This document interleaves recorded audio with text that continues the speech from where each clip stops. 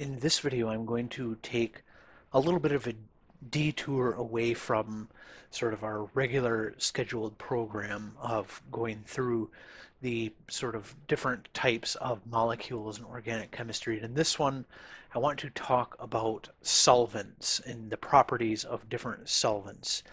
And the reason I want to do this is because this is probably something you will encounter early on in the like if you're taking a 200 level organic chemistry class, you'll probably encounter this in like the lab section of that class. And uh, my my real job is as a professor and as a tutor, so a professional tutor.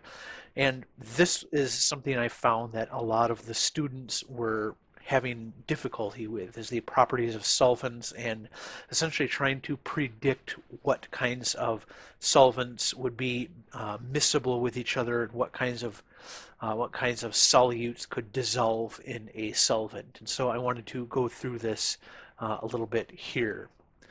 And so the properties of solvents that are important to us, probably the big one is the polar versus nonpolar, and so this is going to determine what can be miscible and what can be soluble in our solvent. And there are a few things I'm going to look at here, so all these things here we'll be looking at in this video to sort of attempt to come up with a way of thinking about what kinds of different solvents will be miscible with each other, what kinds of solutes will be soluble in a particular solvent, and things like that. And so that's going to be based a lot on the polarity of the molecule.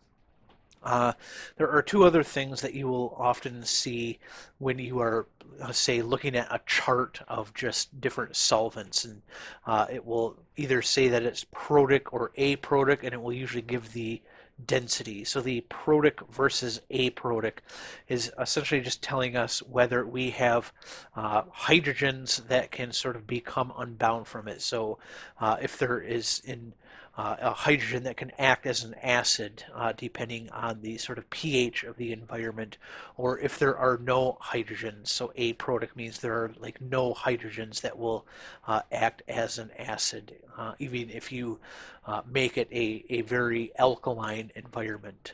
And density is important because that tells you, so if you mix two things together, or you try mixing two things together that are immiscible, so like oil and water, or oil, or just any sort of organic solvent. So you try mixing those together, they're going to separate out, and it's a matter of which one is going to be on top. So most people are aware of, you try mixing oil and water, you have your beaker here, you put some water in it, you try adding oil, it's going to end up in as a layer on top. But there are certain organic solvents that are actually more dense than water, and so those will actually end up below the water. And so knowing the density of these different solvents relative to each other will help you know if these are not miscible, which way will they separate. So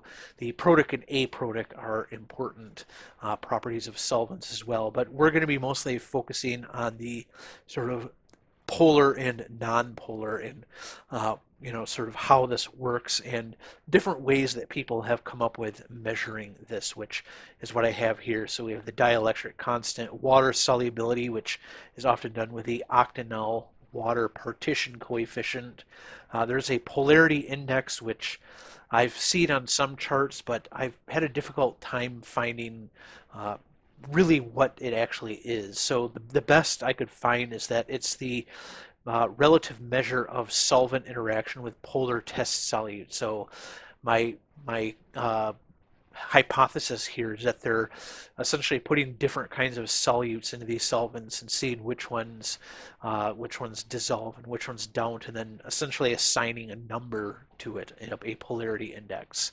But then there is also the Hansen solubility parameter and the Hildebrand solubility parameter.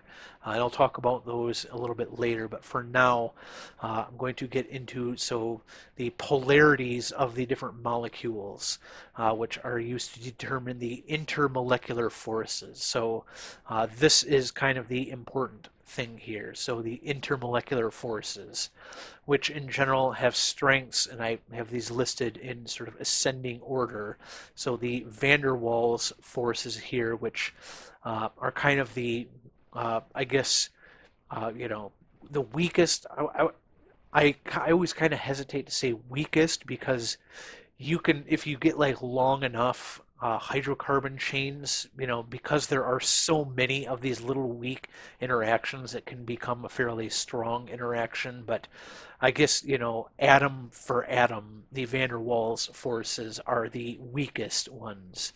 Then the next strongest one are the dipole interactions.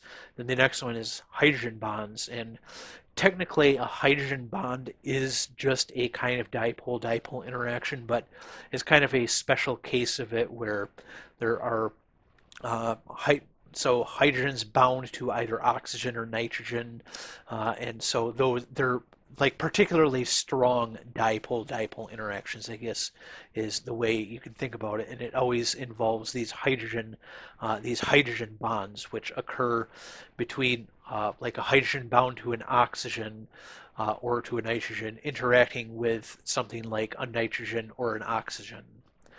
Then we have the strongest one, which is the ion-dipole interactions.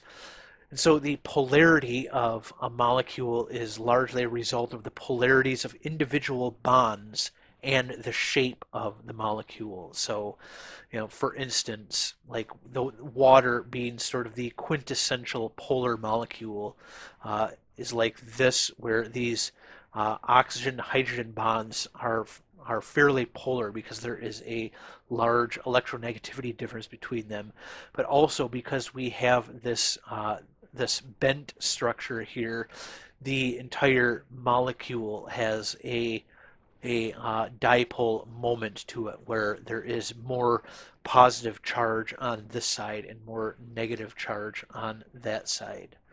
And so the shape of the molecule determines that. Where, for instance, if it were the case that that water were a linear molecule like this, then there would be no overall dipole moment to the molecule because this this dipole right here is going to cancel out with that dipole moment right there.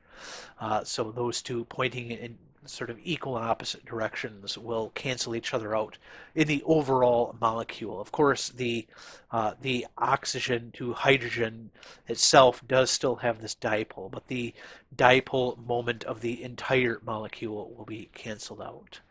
But anyway, I'll go through these in a little bit more detail here. So the van der Waals forces, or oftentimes called the London dispersion forces, occur because the electron cloud in atom is not something that's very static like this. So it can sort of jostle around. It can sort of slosh around, and it will especially do that when it is sort of brought in close proximity to another negative electric charge. So we bring these two things together here. This negative is going to repel that negative, and so we could see that the negative here will slosh around. And what will happen then is this positive comes here, and so we get a transient dipole moment on here, where this positive sort of moves to this edge, and that's going to attract this negative charge this way. So we get another transient dipole moment there. So they are these sort of induced dipole moments. And so these, like I said, are atom for atom the weakest, but when you start getting these long hydrocarbon chains, you start getting a lot of little weak interactions. And so, you can think of like Velcro, how any single like little loop and hook on the Velcro is going to be pretty weak, but when you bring a bunch of them together, then it's going to make it stronger. And so I have these dotted lines here. So dotted lines are usually what are used to show intermolecular forces. And so this might look like it's like sort of hydrogens bonding with carbons, but what it should probably be is we have this sort of electron cloud going around here. So we have kind of an electron cloud going around here.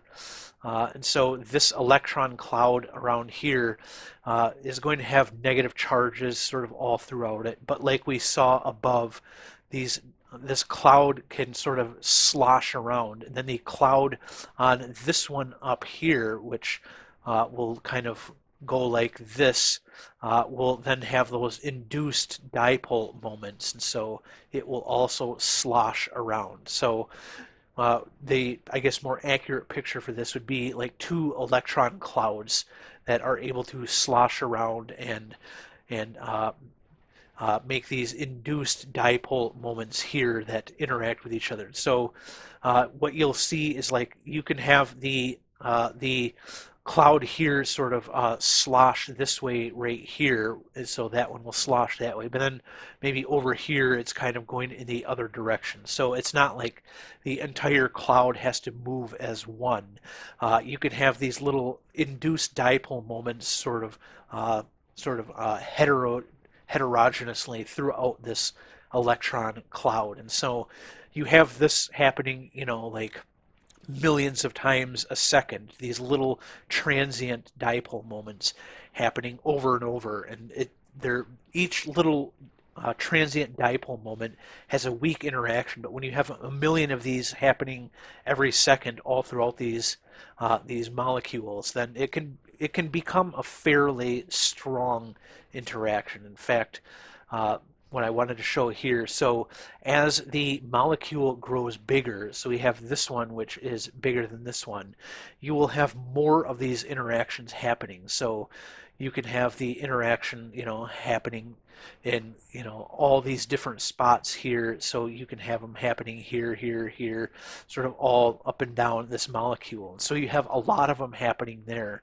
And so with our Velcro analogy, that'd be like having, like a really big piece of Velcro sort of, on top of another really big piece of Velcro here, where this one, we have fewer spots where we can have these transient dipole moments. And so we have sort of a smaller Velcro here on top of our smaller Velcro here. And so, yeah, that's why what we saw in a previous video, like the longer the carbon chain on an N alkane, the higher the melting temperature and the higher the boiling point, because melting temperature and boiling point are essentially trying to break these interactions. So when this is solid, these things will be sort of stuck in this position right here. When it's a liquid, they can sort of slide past each other a little bit in either direction, but they're still kind of together. And so then when we are trying to boil something, we're trying to rip these things apart. So you could think of boiling as trying to sort of tear apart our Velcro here. So coming out of the screen and going into the screen. And so the bigger our Velcro things are, the harder it is going to be to tear them apart. And so similarly, the larger our alkane chain, the higher the boiling temperature is going to be. But anyway, that is the London dispersion forces. Then we get to the next one up, which is the dipole-dipole interactions. And so we have I show these silicon dioxides here. So we have a partial positive on this, or sulfur dioxide rather, on this sulfur here, because the oxygen is more electronegative, and so it's going to pull the electron density away from the sulfur there.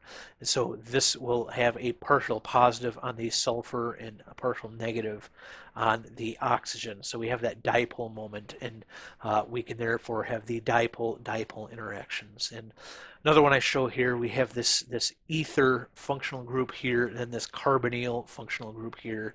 And the oxygen on the ether will have this partial negative. The carbon on the carbonyl is going to have a partial positive, and so we could have a sort of dipole-dipole interaction going on there. So while halogenated carbons can have an overall dipole moment, so that's what I'm showing right here, the C-Cl bond is too nonpolar to engage in dipole-dipole interactions with water. And so I have the electronegativities of these atoms here. And so we see the difference between chlorine and carbon is 0.5.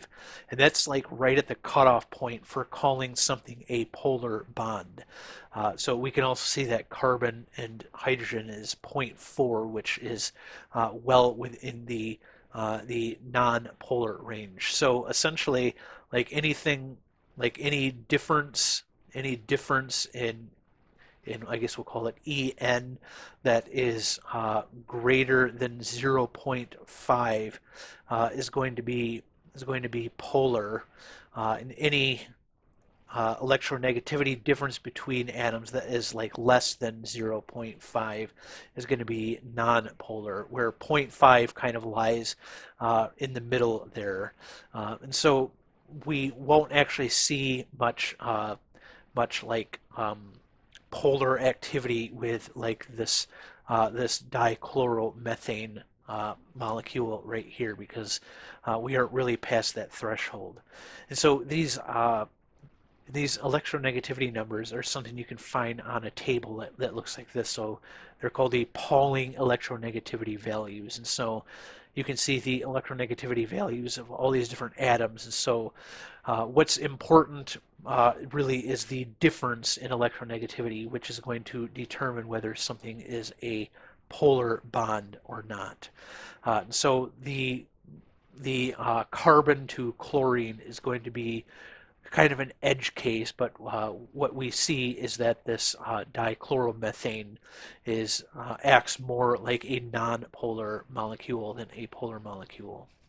All right, so the next thing is hydrogen bonding, and so the sort of quintessential case of that is between waters. So we have our partial positive on the hydrogen because that's the less electronegative. We have the partial negative on the oxygen because that's the more electronegative, and so we will have interaction between those. But you can also have it between, say, water and like this right here, which would be an acetone molecule, because this carbon is going to have a partial positive, and this oxygen will have a partial negative. And so the terminology we use is this hydrogen here.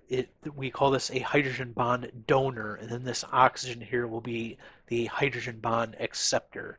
So the hydrogen involved in the hydrogen bond is the hydrogen bond donor, and the recipient, which is either an oxygen or a nitrogen, will be the hydrogen bond acceptor.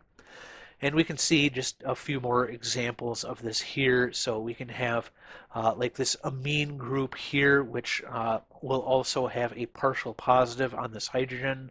Then we have this carbonyl here, and so the partial positive on the hydrogen, this is the hydrogen bond donor, and then this oxygen will be the hydrogen bond acceptor. We have the alcohol here, so the OH group, which will have the partial positive on the hydrogen, and then this ether here, so this ether group here, which is just an oxygen between two carbons there, which will have a partial negative, and so it can act as a hydrogen bond acceptor. Then we can have alcohol to water hydrogen here. So we have the water hydrogen acting as the hydrogen bond donor, this alcohol oxygen acting as the hydrogen bond acceptor. Then the nitrogen on an amine can also act as a hydrogen bond acceptor here. So these are just a few examples, but the take-home message is that it's always between these hydrogens, which are bound to an oxygen or nitrogen, and then an oxygen or nitrogen acting as the hydrogen bond acceptor. And so, like I said, that's a specific kind of dipole-dipole interaction, but it's given its own name because it's very common, and it's sort of, I guess, the strongest of dipole-dipole interactions. And so This here is just kind of a rule of thumb when we have hydrocarbons with oxygen and nitrogen. So if we have something that's like an alcohol, uh, and this works mostly with alcohols or these amine groups. If it has greater than 4 carbons on the linear chain, then it will be insoluble in water. But having branches will make the hydrocarbon more soluble in water. So, adding substituents onto it will increase its solubility in water, mostly because it's sort of reducing those van der Waals interactions between each molecule because you are sort of like I talked about in the alkane video, you are adding these things that sort of stick off of it and prevent them from stacking nicely on each other. So the way I had it sort of stacked nicely here, so if you had like a large substituent coming off, then you wouldn't have these nice close contacts like this. So that would help break apart these van der Waals interactions and make it so that the hydrogen bonding between the alcohol or amine groups on these could interact better with water. But when we have these linear chains, the rule of thumb is that if it's greater than 4, so that's 5 or more carbons in the hydrocarbon chain, then it will become insoluble in water. And so, yeah, this is because there is less surface area for the hydrocarbon to make van der Waals interactions with other molecules when they are small like this.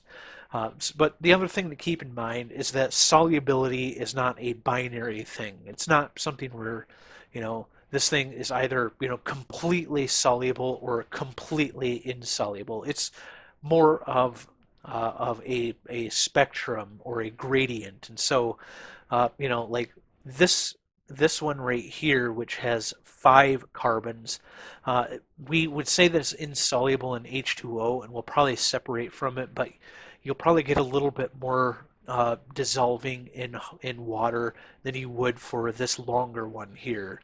And similarly, this right here is probably going to be a little bit less soluble in water than this one right here, and so on. But for the most part, we can say that if it has 4 carbons with this alcohol or an amine group on it, then it will be soluble in water. If it has more than 4 with this, but it also has this alcohol or amine group, then it is insoluble in water.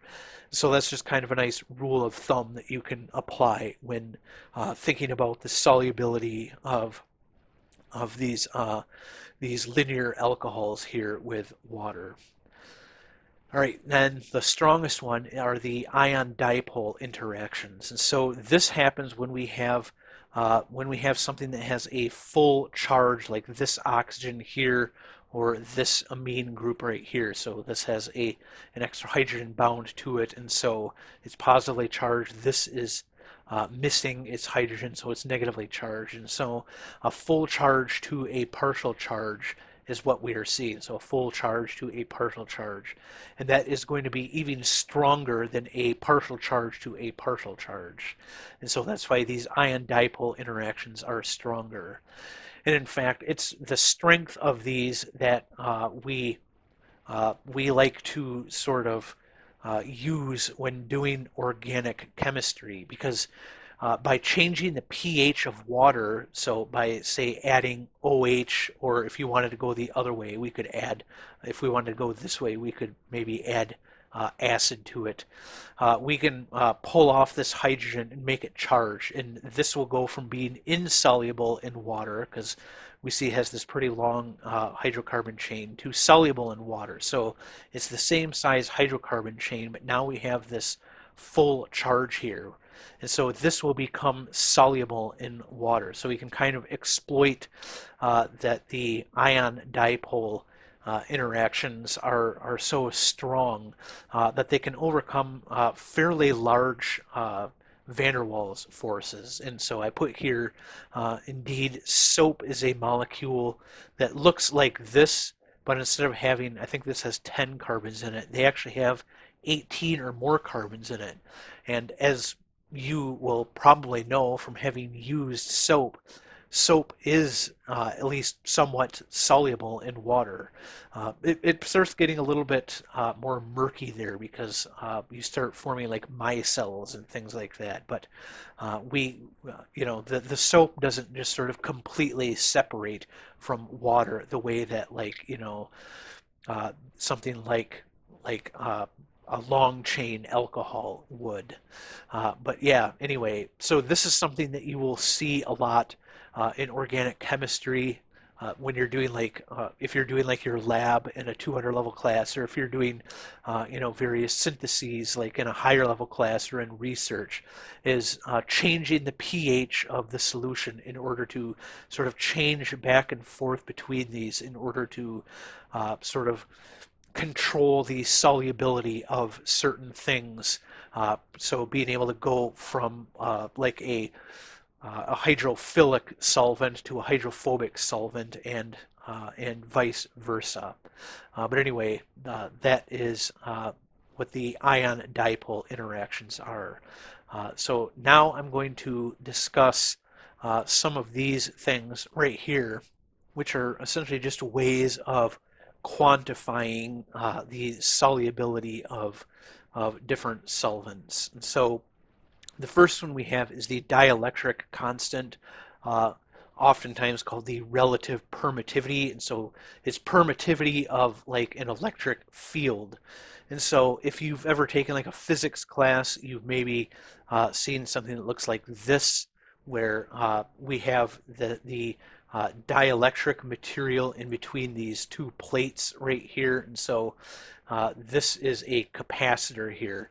And so the dielectric constant has to do with the dielectric material in here and how much of the sort of electric charge it sort of allows to permeate through there. And so something that has its own polarity will be able to sort of align with the electric field and sort of, I guess, sort of help it propagate through that space there.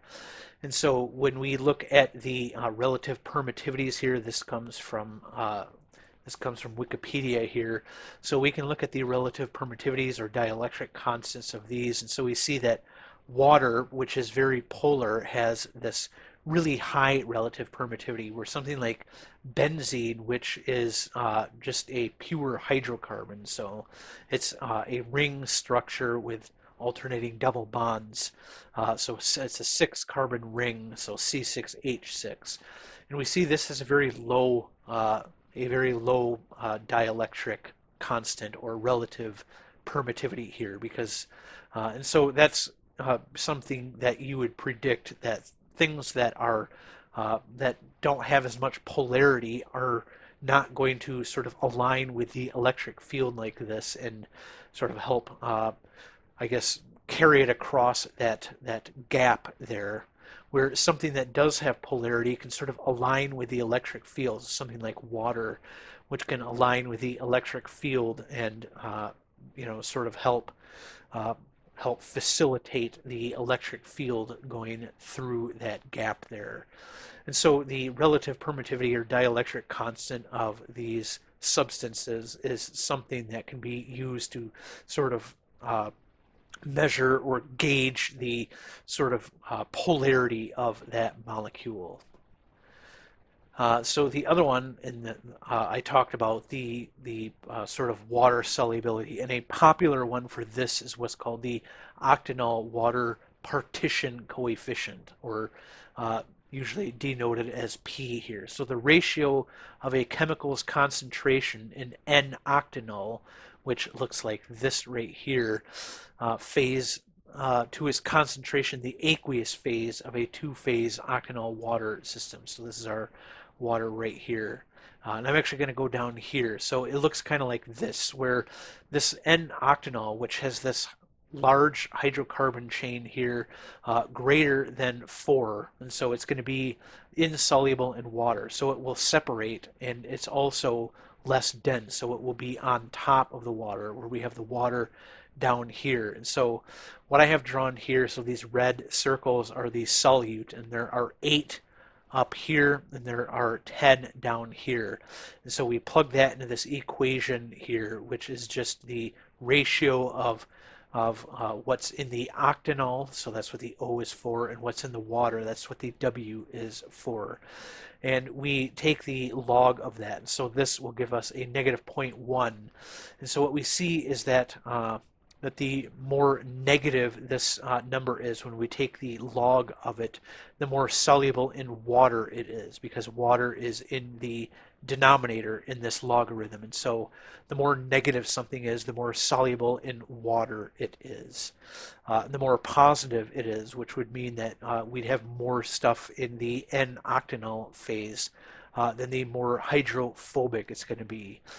So the typical range is between -3 and +3. And so we see that this is a logarithmic scale. And so if we have here, so this is 8 and 10 favoring water. We have -0.1.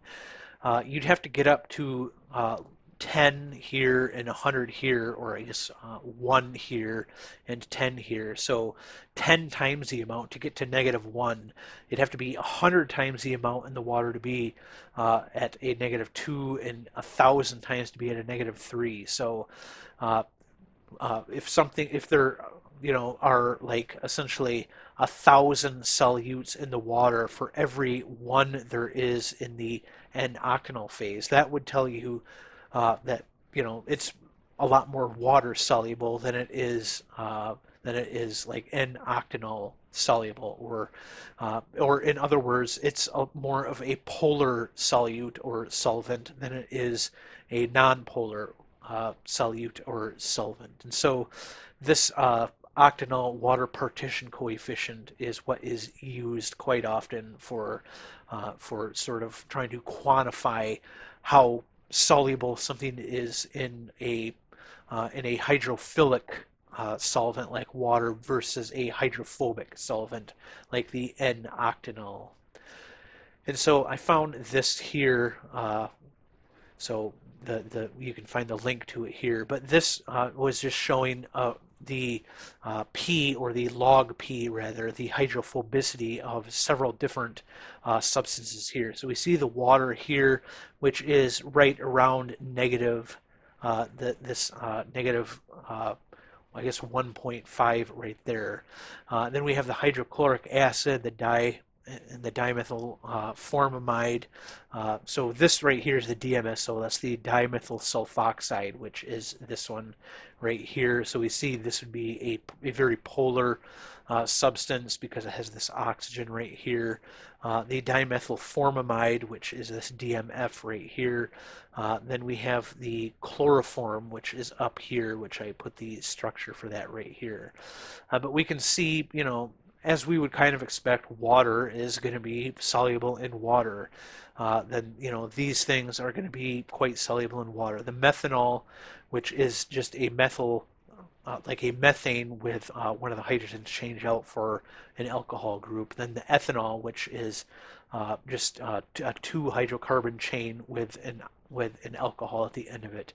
Then acetone, 2-propanol, and then we start seeing these more hydrophobic things up here. And so, as you would expect, you would get kind of what you would expect, but it's nice to sort of have this way of quantifying, I guess, the polarity of these different solvents. There is also another way, so this is like a different way of doing this, and it's the Hansen solubility parameter. And so we have this equation here where so we're looking at two different substances. So we have like this delta D2 for one substance and this delta D1 for for the other substance that we are trying to dissolve into it. Then this D2 and D1 here is the energy of the London dispersion forces, or van der Waals forces. Then we have the P2 minus P1 here, which are the dipole interactions between the molecules. Then we have the H2 and H1, which are the hydrogen bond interactions between the two. And so if you are a little more mathematically inclined, what you'll probably notice here is that this is kind of a three-dimensional Pythagorean theorem right here. And so you can actually think of this as being in sort of a space and two substances that are close together in this vector space. I think they even call it a Hansen space. Are going to be things that are going to be more soluble in each other, where things that are further away in this space are going to be less soluble in each other. But what we can do is find the relative energy difference. So we find this r sub a here, which we put in our numerator here, then this r sub naught here, which is the interaction radius of the two substances. So then we can do a ratio of them here, so the relative energy difference. And if this RED here, the relative energy difference, is less than 1, then the molecules will dissolve. But if it's greater than 1, then the molecules will not dissolve. And I actually found this when I was sort of researching this video on the chemistry stack exchange, where somebody was actually looking at this dichloromethane here, and so like why this is insoluble in water.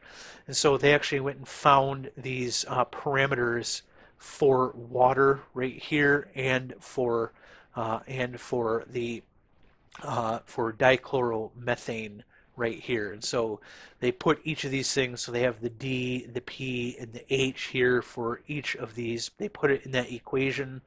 They sort of calculated it out and got this R sub A right here. They did they got the ratio here.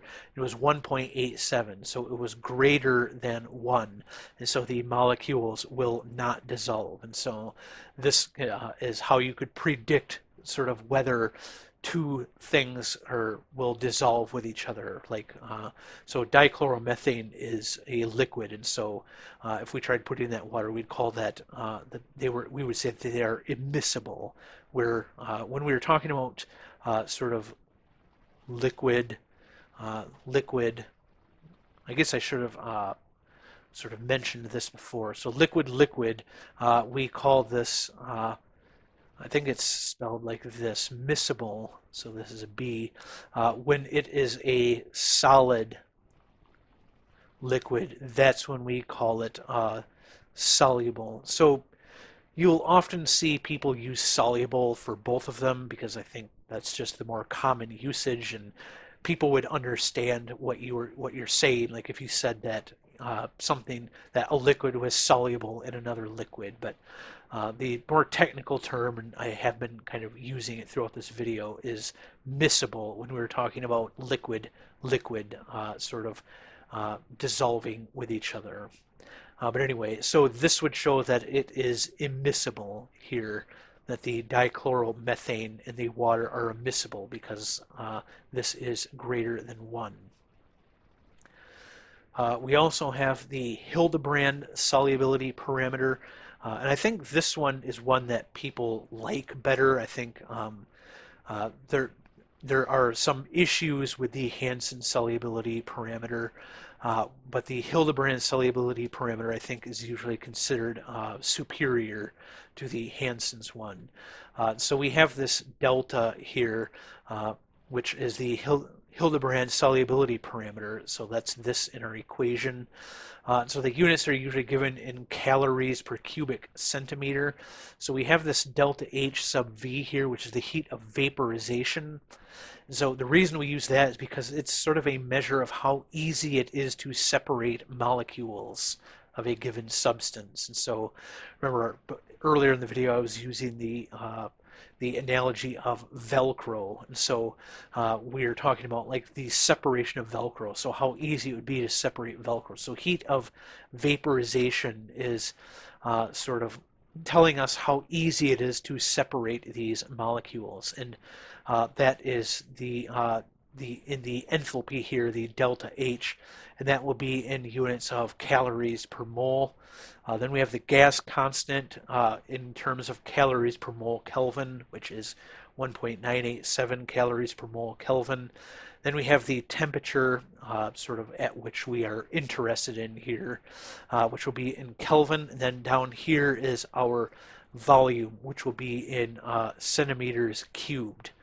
Um, and so we do see that we are taking the square root here. So when you don't have the square root, this actually has a different meaning that does have to do with vaporization. But the Hildebrand solubility parameter is usually taken is usually the square root of that, and so it's changed to delta. I forget what it is when it's not square rooted. But for our purposes, the Hildebrand solubility parameter is this delta here. And so substances with a similar delta are going to be soluble with each other. And so that again, that's kind of a way to predict the solubility of two substances. Is if you have this heat of vaporization and you're interested in the solubility at a given temperature, you can put those two things into this equation and get a delta, and then you can compare it to the deltas of other substances to see if those will be soluble. But anyway, that was all I wanted to talk about in this video. So, I mean, like these different ways of measuring this, this is probably not something you will actually cover if you're taking like a 200 level organic chemistry class. But if you do look at like tables of different solvents, you might see some of these things showing up as columns in that table. And so this is just kind of what those columns are trying to tell you is the relative solubility.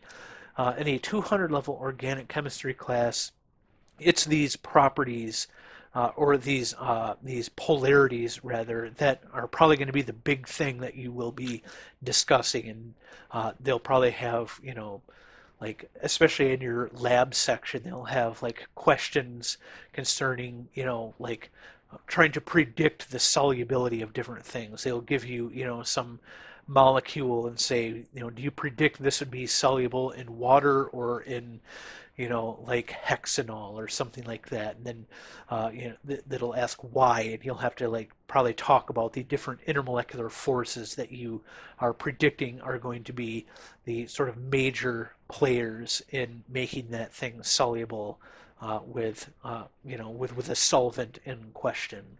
And so it's definitely these different intermolecular forces that you are going to have to I mean, these are the things that are going to be important as far as being able to predict what two things are going to be soluble, or just explaining why two things are soluble if you happen to experimentally find that they are soluble. But anyway, I'm kind of rambling here. I hope you found this video helpful, and I will see you in the next one.